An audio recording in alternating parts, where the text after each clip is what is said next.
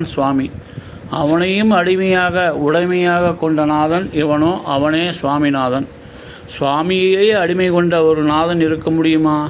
சகலத்துக்கும் நாதன்தான் சுவாமி என்னும்போது அவனுக்கும் ஒரு நாதன் இருப்பது எப்படி சாத்தியம் என்றால், சராசரம் என்றும் சகலம் என்றும் கூறப்படும் எண்ணிறந்த வஸ்துகள் இருப்பதாகவும், அவற்றுக்கு வேறாக அவற்றை உடைமையாக கொண்டு ஆண்டு ஆட்டி வைப்பதாகவும் துவைத பாவம் உள்ள நிலையில்தான் சுவாமி என்பவன் இருக்கிறான்.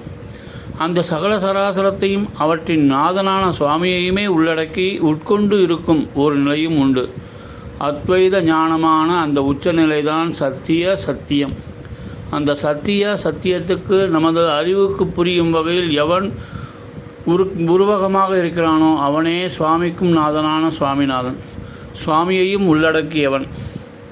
சுவாமிநாதனாகத்தானே இருக்க வேண்டும். இந்த துவைத பிரபஞ்சத்தை சுவாமிக்கு ஊதியமாக தரும் எஜமானன் அவன். எனவே சுவாமிநாத நாமம்தான் உயர்வில் எல்லாம் உயர்ந்த தத்துவத்துக்கான மூர்த்தியின் பெயர் என்றாகிறது அல்லவா? பரஞான பரசிவமும் துவைத சுவாமியாகிய தன்னை குறுக்கிக் கொண்டது போலாகி